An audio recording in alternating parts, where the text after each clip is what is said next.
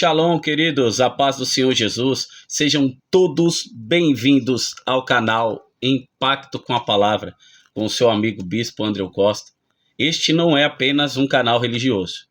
Vai ser algo que vai montar um altar na tua casa. Aqui nós não vamos pregar um evangelho diluído, jamais vamos pregar uma prosperidade sem cruz, não vamos pregar um confronto sem arrependimento, nem pregar muito menos graça barata. Aqui nós abrimos as escrituras com temor, nós confrontamos o pecado com amor, nós exaltamos a soberania de Deus, nós anunciamos a cruz como centro de tudo. Se você procura entretenimento espiritual, talvez este não seja o lugar que você está procurando. Mas se você procura a verdade que transforma, palavra que confronta, teologia profunda, revelação que rasga o véu da superficialidade, então você está no lugar certo. Aqui nós estudamos a palavra em profundidade, analisamos o texto, o contexto, a língua original, a história, a teologia, porque não queremos seguidores de homens, queremos discípulos de Cristo. Aleluia, louvado seja Deus. Nosso compromisso não é com números, nosso compromisso é com fidelidade. Não estamos aqui para massagear o ego de ninguém, estamos aqui para formar caráteres. Nós estamos aqui para enriquecer pessoas. Estamos aqui para glorificar a Deus. Se você deseja crescer espiritualmente, ou se deseja sair da infância teológica, se deseja conhecer a Deus, o Deus da Bíblia e não o Deus da cultura moderna, prepare-se, porque aqui a palavra não é usada para manipular. Ela é proclamada para transformar. Compartilhe, inscreva-se, ative as notificações acima e, acima de tudo, abra o coração, porque a partir de agora nós vamos mergulhar nas profundezas da doutrina da graça e que o Espírito Santo ilumine cada mente, quebre cada resistência e revele a glória de Cristo ao seu coração. Amém? Abra sua Bíblia aí, Êxodo capítulo 34, versículo 6, que vai ser a base desse estudo. Primeiro estudo que nós vamos falar sobre graça, ou seja, a doutrina da graça. O que é a graça? O que é a graça? O que está sendo a graça? É somente um favor imerecido? Como que a graça age? Como que ela funciona? Tudo isso nós vamos aprender agora em nome de Jesus. Amém? Vamos ler comigo? Êxodo capítulo de número 34, seu versículo de número 6. A minha Bíblia vai estar um pouquinho na tradução diferente, que eu estou usando a nova Bíblia Viva, né, da editora Marcos, né, mas não foge daquilo que nós vamos estudar agora em nome de Jesus. Amém, igreja? Louvado seja Deus, que Deus continue abençoando a cada um de vocês, né, em nome do Senhor Jesus. Pode comentar no vídeo, pode fazer perguntas, que eu vou respondendo assim conforme Deus permitir. Amém? Vamos lá. 34, versículo 6, vai dizer: E passou diante de Moisés proclamando: somente eu, sou o Deus compassivo e cheio de graça, paciente, cheio de misericórdia e de fidelidade. Isso é um contexto histórico, porque Israel havia acabado de cometer uma idolatria. Essa passagem aqui vai falar, né, depois que o povo de Israel idolatrou um bezerro de ouro, que é no capítulo 32, quando Moisés, né, subiu ao monte, ficou um tempo lá, e o povo pensou que Moisés havia morrido, esqueceu a Deus, né, esqueceu do que estava dentro da doutrina da palavra de Deus, e fizeram um bezerro de ouro para o adorar. E isso irou muito Moisés, que as placas que ele trouxe ele jogou no chão, e subiu de volta ao monte. Ou seja, de 40 dias que Moisés já tinha ficado lá, passou para 80. Ou seja, Israel havia de cometer isso e Moisés intercedeu pelo povo. Ou seja, Deus sempre renova alianças, né? Não significa que a gente vai ficar brincando com a graça. Vocês vão entender isso aqui no estudo. Não significa, eu erro hoje, peço perdão. Erra amanhã, peço perdão. Erra amanhã de novo, peço perdão. Deus vai perdoar? Vai. Mas até quando? Até quando vai ficar dessa maneira? Até quando você vai brincar com Deus? Até quando você vai achar que Deus, né, ele está, né, apenas para fazer o que você quer? Até quando? Então nós devemos tomar muito cuidado, né, para saber que a graça é algo muito importante na vida do cristão. Ou seja, quando Deus passa diante de Moisés, ele vai proclamar o seu próprio nome. O termo hebraico usado aqui é Hanun, que significa gracioso, raiz, inclinar-se com favor para alguém inferior. Ou seja, ele está ali se inclinando para alguém que é inferior a ele. Alguém que não é compatível a ele. Alguém que não é compatível a o Deus que nós servimos. Então Deus, ele está nesse meio termo aí, ele está se inclinando e mostrando: só eu sou cheio de graça, só eu sou cheio de misericórdia, só eu sou cheio de amor, só ele além disso. Ou seja, inclinar com favor para alguém inferior, ou seja, eu vou me inclinar para alguém que às vezes nem merece, né, receber essa inclinação. E isso é muito importante para a gente saber, né? E aqui observe, Deus não está revelando apenas o que ele faz, ele está revelando quem ele é. Ou seja, dentro de uma teologia sistemática, que a gente vamos estudar a teontologia é estudar sobre o caráter, características e também a ação de Deus. É algo muito profundo. A graça pertence aos atributos comunicáveis de Deus e ela está conectada com bondade, que a gente vemos no Salmo 100 e no seu versículo 5, misericórdia, amor pactual. O que é um amor pactual? Né? Quando dizemos de fazer um pacto, pacto não deve ser quebrado, é um voto, é algo que você une, é a mesma coisa de um casamento, é algo que não deve ser quebrado por qualquer circunstância. Por isso que Deus já disse que só a morte pode separar. Então é algo pactual, um amor pactual, um amor que dura para sempre. É um amor que mesmo em qualquer situação eu vou estar amando, eu vou estar buscando. É um amor totalmente diferente. Salmos 145, versículo 8, eu quero ler com vocês, para que vocês entendam aquilo que a gente está trazendo aqui. Salmos 145, versículo 8. Aleluia. A gente vai buscar muito dentro da palavra, tá, igreja? A gente não vamos trazer nada aqui, né, que seja diferente do que está na palavra. Salmos 145, verso 8. Olha o que vai dizer aqui, ó. O Senhor é cheio de graça e misericórdia. Sua paciência é grande e transborda em amor. Imagine um Deus que, além de ter misericórdia, ter paciência, ter graça, tem um amor que transborda. É muito grande isso. E o texto ecoa Êxodo 34, como um comentário teológico. Agostinho de Hipona escreveu dessa forma: a graça não é dada porque cremos. Cremos porque a graça nos foi dada.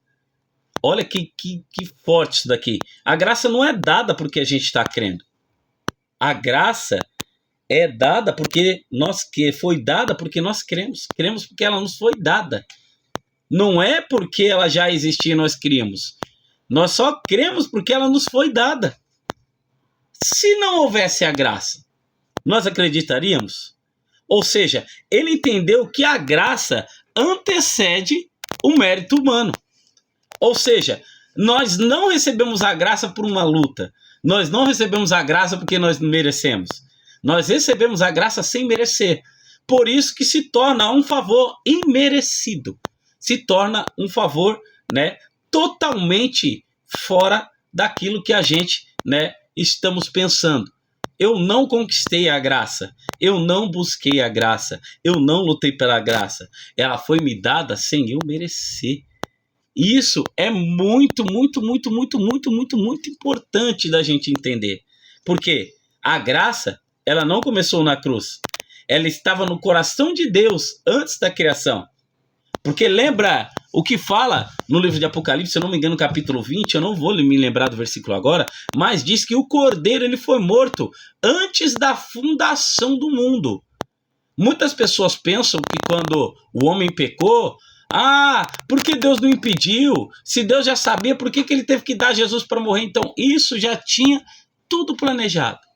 Porque Deus sabia que algo que ele cria, mesmo saindo dele, nunca vai ser perfeito igual a ele. Nunca. Jamais. Ninguém vai ser perfeito. Então a gente temos que entender que a graça, ela não começou na cruz. Ela já estava no coração de Deus antes da criação. Antes da gente merecer essa graça, Deus já tinha ela. Antes de Jesus morrer por nós, para que nós recebemos essa graça, ela já estava no coração de Deus. Então Deus, ele não cria coisas do nada. Ele já tem um projeto dentro dele.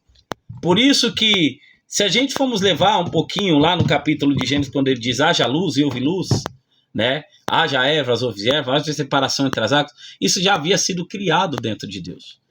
Eu e você também já havíamos sido criados dentro de Deus, antes de tudo acontecer, antes da fundação do mundo, antes de tudo. Porque Deus, ele sempre pensa à frente. Isso nós devemos guardar para entender que é sobrenatural. Isso que nós vamos estudar aqui vai ser um sobrenatural. Amém? Nós vamos entender um pouco agora a condição humana e a necessidade radical da graça. Olha o que nós vamos entender agora. A necessidade radical da graça. Abra comigo aí, Efésios capítulo 2, versículo do 1 ao 3. Livro de Efésios, capítulo de número 2, do seu versículo 1 ao 13.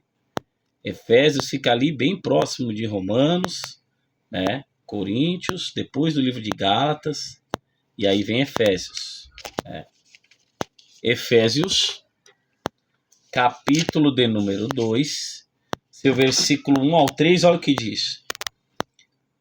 Aleluia, louvado seja Deus. Efésios, capítulo de número 2, seu versículo 1 ao 3. Ó. Antigamente, vocês estavam mortos por causa dos seus pecados. Aleluia. Seguiam a multidão e eram iguais a todos. Aleluia, louvado seja Deus. Eram igual a todos os outros, cheios de pecados e obedientes à ordem deste mundo e ao poderoso príncipe do poder do ar, que está operando agora mesmo no coração daqueles que vivem em desobediência ao Senhor. Todos nós costumávamos viver entre eles, manifestados pelas nossas vidas, o mal que havia dentro de nós e fazendo todas as coisas ruins, para as quais as nossas paixões ou os nossos maus pensamentos pudessem nos arrastar. Estávamos debaixo da ira de Deus, tal como todos os demais. É profundo quando Paulo escreve isso aos Efésios. Antigamente vocês estavam mortos por causa dos seus pecados. E aí o que me faz lembrar? Quando Jesus diz, eu sou a vida, eu sou a verdade, eu sou aquilo que você busca, eu sou acima de tudo.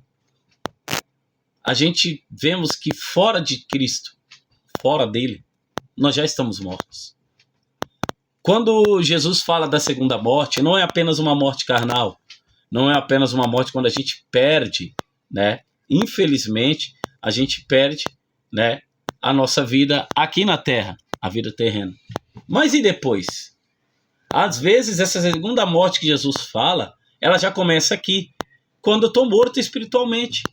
Quando eu estou fora, eu estou morto espiritualmente. É algo que a gente tem que olhar e analisar para que isso não venha acontecer, né, conosco. A gente não venha morrer espiritualmente. Então, o que nos leva a isso é o pecado. E foi através dos pecados que nós éramos mortos. Nós o quê? Não tínhamos perspectiva de vida. Já tinha uma sentença de morte. Já tinha uma sentença para ir para o inferno. O diabo já estava preparado para nos levar. Então a gente temos que entender isso. O pecado só leva nós à morte. Só leva nós a estar longe de Deus. Ah, bispo, mas eu não sou perfeito. Você está falando algo aí como se eu tivesse ser perfeito. Nós entendemos isso.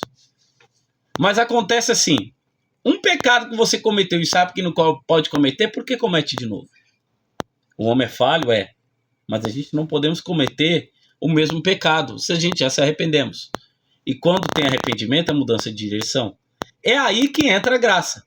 Porque se não fosse essa graça nascer no coração de Deus, se não fosse essa graça entrar no coração do Senhor, se não fosse essa graça estar em Cristo, talvez hoje nós já estaremos mortos. Não teríamos mais chance. Mas quando diz morto, não é só morto fisicamente. Já estava morto espiritualmente. E Deus podia fazer a qualquer momento isso aqui, ó. Explodir a terra. Acabar com tudo. E aí? É por isso que nós temos que entender que a graça é algo muito importante na nossa vida. Amém, igreja? Quando fala da palavra grega em mortos, significa necros. Não significa fraco, não significa doente. Significa sem vida. Não é só fraco, não é doente, é sem vida. Não tem a vida. Porque se nós não temos a vida dentro de nós não temos a graça. Então é isso que nós precisamos entender, para que a gente possamos entender que a graça é importante para nós. Um contexto histórico, Paulo escreve aos gentios convertidos em Éfeso, porque a promessa que era feita para Israel foi estendida aos gentios. Cidade dominada pelo paganismo e o culto a Artemis, ou Atenas, né? Que era o culto da prostituição, que todos conhecem. Era o culto que existia tudo que estava envolvido com prostituição, tudo que estava envolvido com o sexo explícito, algo dessa forma. Então, ele os lembra que vocês não eram dons tentando melhorar. Vocês não eram bons tentando melhorar. Vocês estavam mortos. Não eram pessoas boas que estavam tentando uma melhora.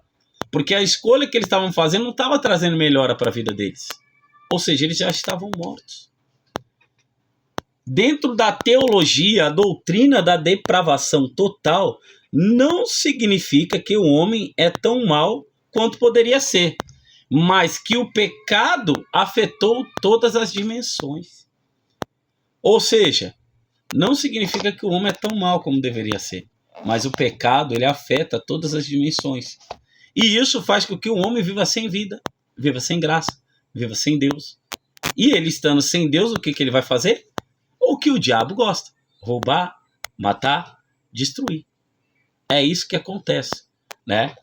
Em Romanos capítulo 3, no seu versículo 10 e 12, a repetição não há mostra a universalidade. Opa, pastor, me explica melhor. Vamos lá. Romanos capítulo 3, do seu versículo 10 ao 12, olha o que vai falar.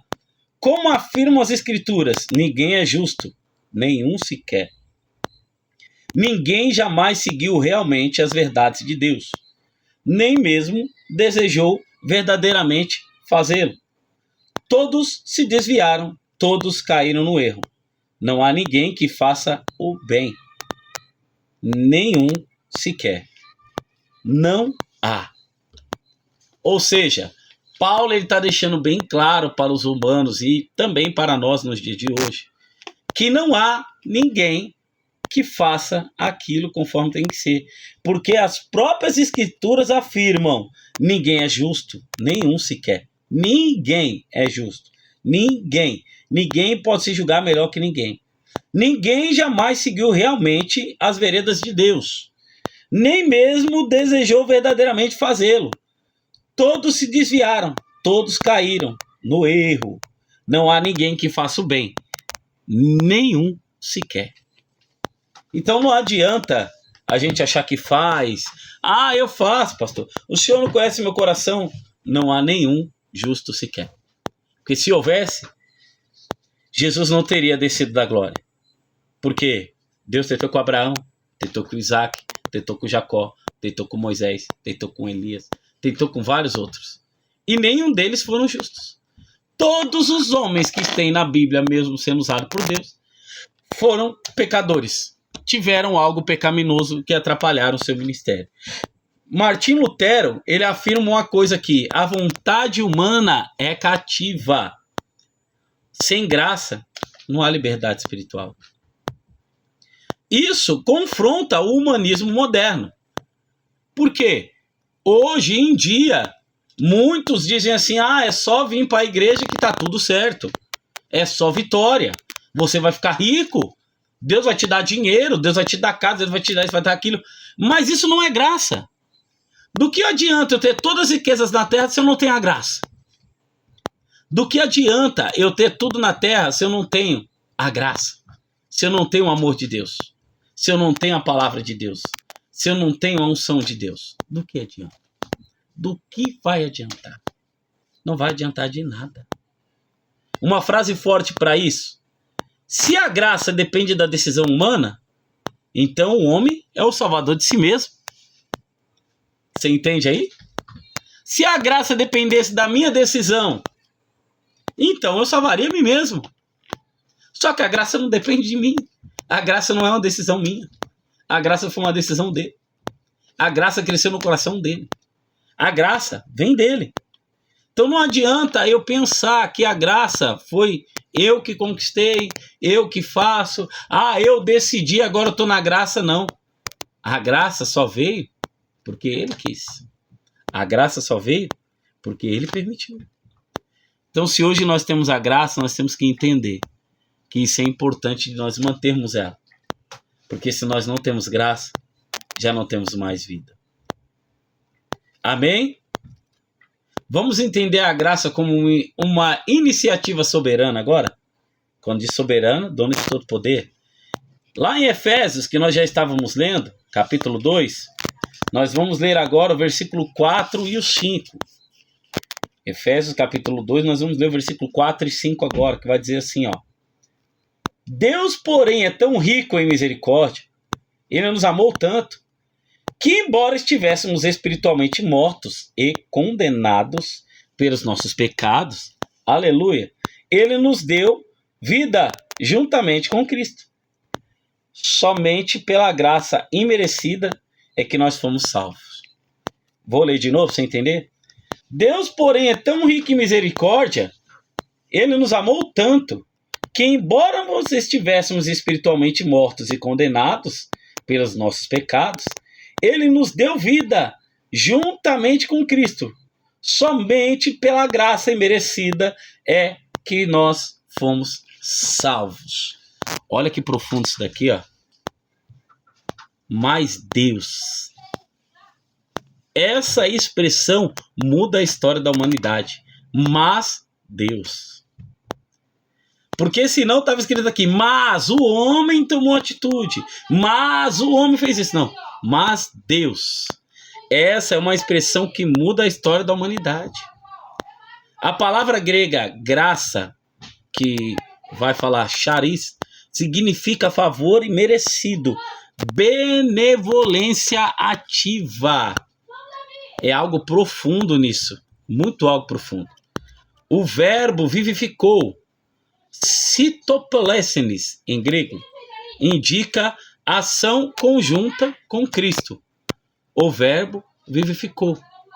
Ou seja, dentro da teologia, regeneração precede fé na ordem lógica da salvação.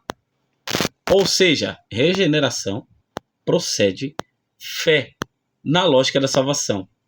Um comentário reformado, José Calvino, escreveu: a salvação é inteiramente da graça, para que nenhuma parte dela seja atribuída ao homem. A salvação é inteiramente da graça, para que nenhuma parte dela seja atribuída ao homem. Então, ou seja, eu vou ser salvo pela minha decisão ou eu vou ser salvo pela graça? Eu tenho que tomar a decisão de mudança? Tem. Que é para eu obter a graça. Porque eu estando em pecado, eu já estou morto. Mesmo eu tendo a graça, no dia do julgamento, eu não tenho que apresentar para Deus. Mesmo eu tendo a graça, estando em pecado, eu não tenho que apresentar. Então nós temos que entender que a graça, ela vai determinar algo muito profundo dentro disso. A salvação é inteiramente da graça. Sem ela, nós não chegaremos a lugar algum. Entenda que a graça na eternidade é decreto de eleição. Lá em Efésios capítulo 1, versículo 4 ao 5, você pode ver que a gente está lendo muito Efésios, né? Do 4 ao 6, né? Olha o que vai falar assim, ó. Muito antes de criar o mundo, ou em algumas traduções, antes da fundação do mundo, Deus nos escolheu para pertencermos a Ele. Naquela época, Ele decidiu fazer-nos santos aos seus olhos, sem uma única falha. A nós, que nós encontramos diante deles coberto com o seu amor. Olha o que está escrito aqui. Seu plano imutável sempre foi adotar-nos em sua própria família por meio de Jesus Cristo, pois esse era o propósito e sua vontade. Agora, todo louvor seja dado a Deus por sua maravilhosa graça, derramada sobre nós, porque pertencemos ao seu amado Filho. Olha que profundo isso aqui. Antes da fundação do mundo. Você percebe que isso é muito profundo? Quando Paulo escreve isso dentro de um contexto, essa carta da prisão, mesmo preso, ele exalta a soberania divina. Ou seja, antes mesmo de eu pecar, já tinha graça. Antes mesmo de eu errar, já tinha graça. O plano de Deus era um, mas eu saí fora do plano dele. Então, quando Paulo coloca a expressão para louvor da glória da sua graça, o objetivo da graça é a glória de Deus. O objetivo da graça é a glória de Deus. Que nem em 2 Timóteo, capítulo de número 1, seu versículo 9. Olha que interessante que nós vamos ler aqui. É muito interessante. A Bíblia é algo tão complexo que a gente, se começarmos a entender, vai ser algo muito profundo. 2 Timóteo, seu capítulo de número 1, seu versículo de número 9. Foi ele quem nos salvou e nos escolheu para o seu santo trabalho. Não há por que merecêssemos, mas porque esse era o seu plano, muito antes do princípio do mundo, mostrar o seu amor e a sua graça para conosco por meio de Cristo Jesus. Em outras traduções você vai achar: graça nos foi dada antes dos tempos eternos. Olha que profundo isso. Eu sinto até a presença de Deus trazendo isso. Isso quebra uma lógica cronológica humana. Essa teologia humana que está sendo pregada. Porque eles esquecem de pregar o que está na palavra de Deus. Eles esquecem de pregar aquilo que é a vontade de Deus. Porque se a gente formos trazer de uma teologia histórica, Jonathan Edwards ensinou: o fim supremo da criação é a manifestação da glória de Deus. A graça serve à glória divina. Percebe isso? A glória é só dele. E a graça tem que servir isso. Igreja, isso aqui é algo muito profundo que a gente temos que entender, né? A graça nos foi dada antes do tempo eterno. É algo muito profundo isso aqui para a gente entender. É algo sobrenatural. É por isso que eu amo a Bíblia, é por isso que eu amo estudar. É muito profundo aquilo que Deus está trazendo aqui hoje. E isso é só a primeira aula sobre a graça, hein? Nós vamos ter a segunda logo mais no próximo vídeo. Vamos entender a graça na cruz agora? Propiciação e justificação.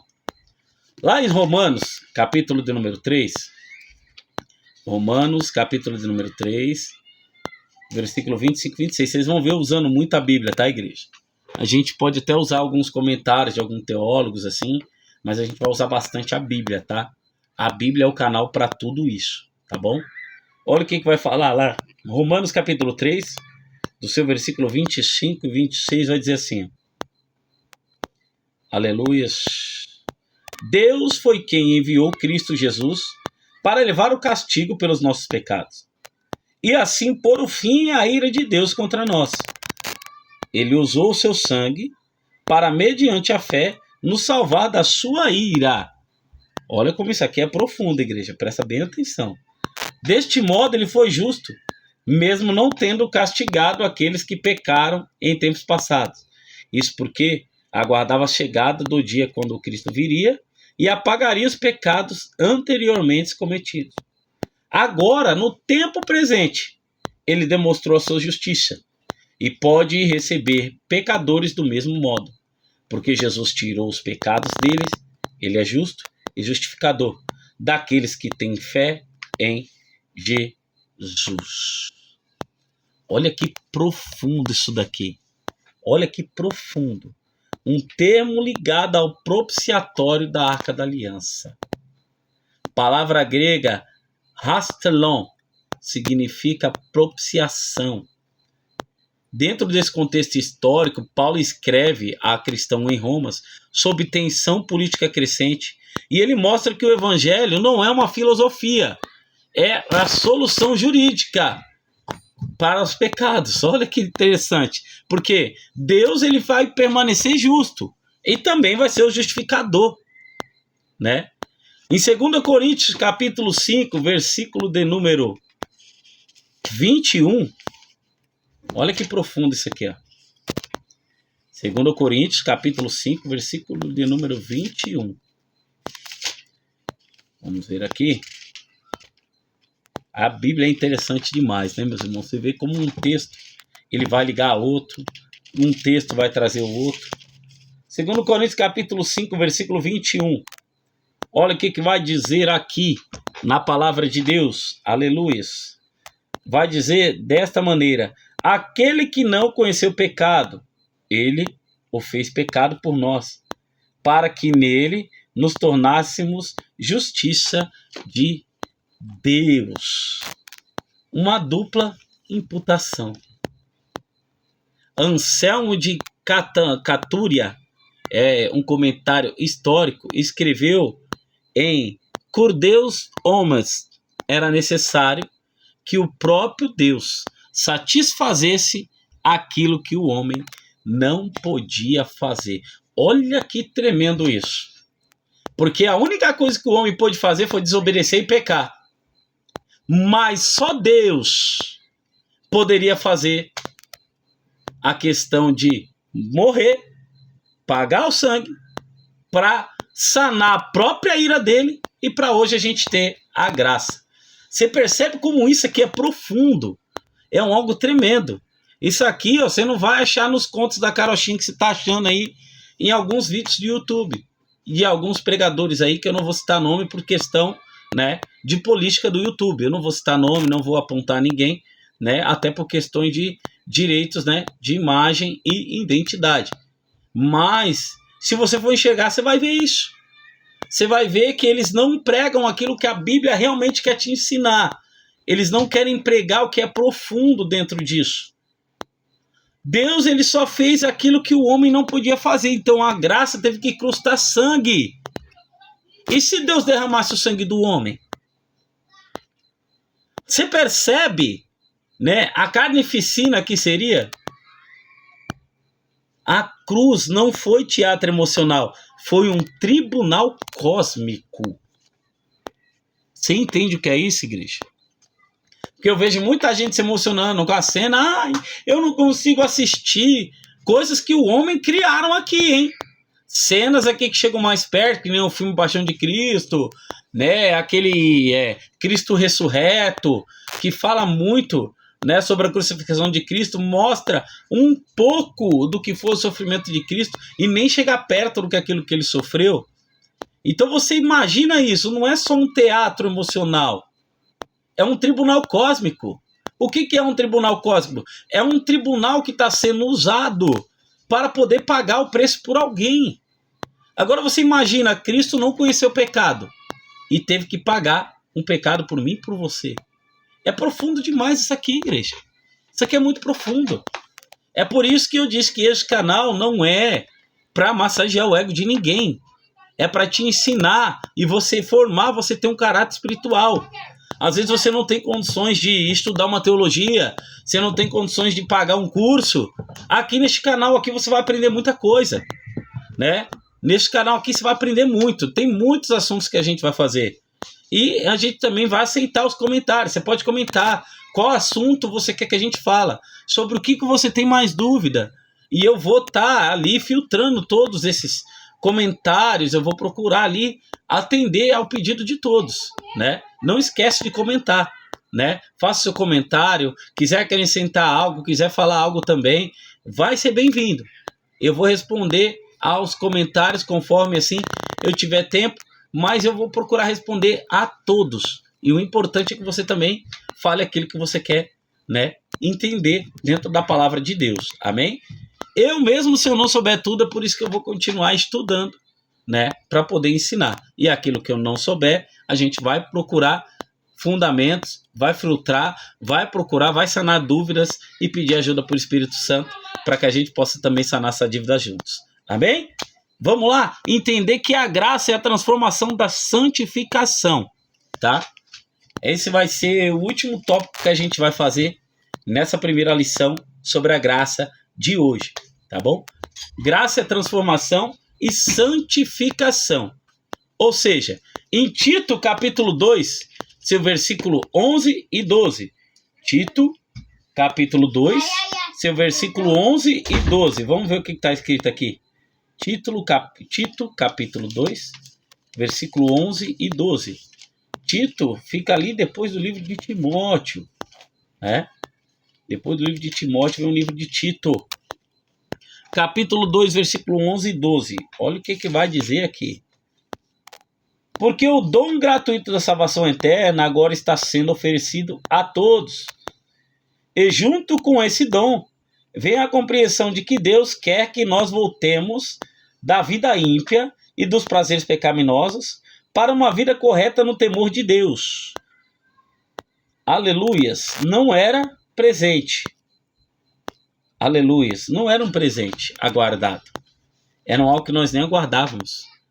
A palavra palelos, educando, disciplinando, graça é pedagógica. O contexto que Paulo escreve a Tito em Creta lhe concedia por imoralidade cultural. A graça não se adapta à cultura, ela transforma a cultura. Ela não vai se adaptar à cultura dos homens, ela vai transformar a cultura. Em Gálatas 2:20, é um versículo muito conhecido, mas eu quero ler com os irmãos aqui. Gálatas 2:20, olha o que vai falar aqui, ó. Em Gálatas capítulo 2 e o seu versículo 20. Eu já fui crucificado com Cristo. Eu próprio não vivo mais, e sim Cristo vive em mim. E a vida genuína que tenho agora dentro desse corpo é resultado da minha fé no Filho de Deus, o qual me amou e a si mesmo se entregou por mim. Em algumas traduções você vai achar, eu não vivo, mas Cristo vive em mim. Olha que interessante isso aqui, uma vida crucificada. Graça que não produz santidade não é uma graça bíblica. Essa graça que tem muitos pregando aí que não produz santidade. Ah, você vai ser salvo pela graça. Ah, não tem problema, Deus vai te salvar. Ah, não vai ter problema não, Deus vai te salvar. Essa graça que está acontecendo na igreja hoje, levita desconcertado, pastor que casa 4, 5 vezes, né? Obreiro que está em adultério e está pregando, gente cobrando para pregar a palavra, gente cobrando para poder louvar. Essas coisas aí que não tem nada a ver, são pessoas que não vivem em Cristo. São pessoas que não foram crucificadas. E não vivem uma vida de santidade. Não é uma graça bíblica. E isso nós temos que entender. Graça que não produz santidade não é uma graça bíblica. Entende, igreja? Então a graça não é um atalho para a prosperidade. Ela é o caminho para a cruz. Ela não exalta o homem. Ela humilha, o regenera e o transforma. Ela começou na eternidade, se revelou na cruz, opera na santificação e culminará na glorificação. Olha que importante, grava isso. Ela começou na eternidade, se revelou na cruz, opera na santificação e culminará na glorificação. Aleluias, isso é muito importante a gente entender. Então, povo, entenda, a graça nós não recebemos porque nós merecemos. Nós não recebemos por mérito nosso, e sim recebemos porque Cristo nos abençoou. Amém, povo de Deus? Deus os abençoe. Obrigado por você participar dessa primeira aula. Obrigado por você participar do canal Impacto com a Palavra. Eu quero aproveitar e já pedir para você, compartilha com amigos, vizinhos, irmãos da igreja, pastores que precisam. Compartilha o nosso canal, compartilha o link, se inscreva. Não esqueça de ativar todas as notificações, nós sempre vamos ter vídeos novos aqui. Não esqueça de comentar um assunto que você quer saber sobre a palavra de Deus, algo que você quer saber. E logo nós vamos vir aqui com a segunda aula, né, sobre graça. Se não for hoje, até amanhã, a gente já vamos entrar com essa segunda aula, em nome de Jesus, né? E você também que pode, né, e quer ajudar esse canal a crescer, porque a gente estamos começando com pouca produção, não é uma produção profissional, né? Nós temos um kitzinho aqui básico aqui de gravação, com microfone, iluminação, ali o celular, é algo simples, mas você que quer, nós vamos deixar aqui, né, a nossa chave Pix aqui, que você quiser ajudar com qualquer valor, para poder ajudar esse canal a crescer, ajudar a gente a comprar, né, mais algumas produções aqui para a gente melhorar ainda mais e também se aprofundar ainda mais nos estudos, para que a gente possa trazer aqui para os irmãos aqui também. Vai ser bem-vindo em nome de Jesus.